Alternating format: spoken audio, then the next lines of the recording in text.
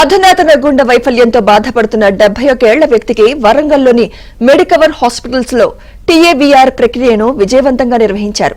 ఈ ప్రక్రియతో ఆ వ్యక్తికి ఓపెన్ హార్ట్ సర్జరీ అవసరం లేకుండా పోయింది అని Medicover hospitals chief of cardiology and director doctor Pramod Kumar తెలిపారు.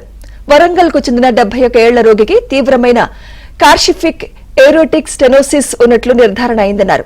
దీంతో తాము టీఏవీఐ ప్రక్రియను ఎంచుకుని ఛాతిని తెరవకుండా గుండె కండరాలను కోయకుండా స్థానిక మత్తుతో తొడభాగంలోని ధమని ద్వారా ఈ ప్రక్రియను నిర్వహించామని డాక్టర్ ప్రమోద్ తెలిపారు.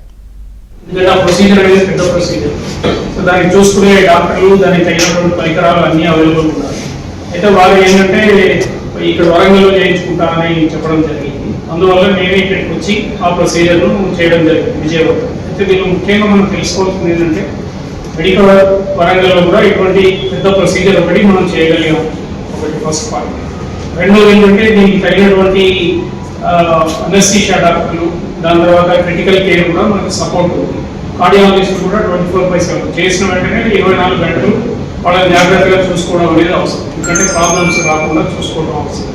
విజయవంతంగా ఇది చేయగలిగాము. తెల్లారే ఆయన నడవడం జరిగింది. హైదరాబాద్ నుంచి నేను కూడా షఫీ గారితో మాట్లాడుకుంటున్నాను, వాళ్ళు చూపించారు.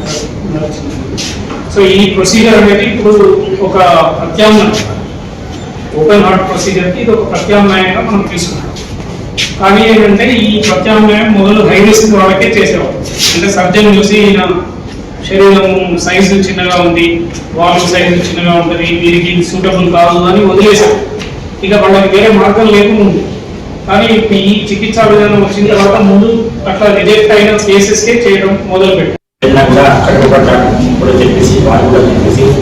నాకు చాలా మూలంగా వాళ్ళు విజయించారు. మా పిల్లలు కూడా చెప్పేసి నేను డాక్టర్ ప్రమోషన్ గారికి వెళ్ళిన తర్వాత నాకు చాలా సంతోషం అనిపించింది.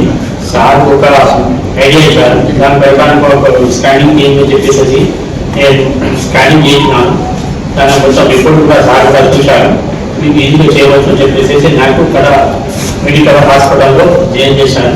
నాకు శశి సార్ నుండి సార్ కూడా చెప్పేసి ఇంకా స్టాఫ్ కూడా నాకు ఐసీయూలో కూడా చాలా సహకరించారు. నాకు బాగా నాకు ఎలాంటి నొప్పి లేకుండా నేను నాకు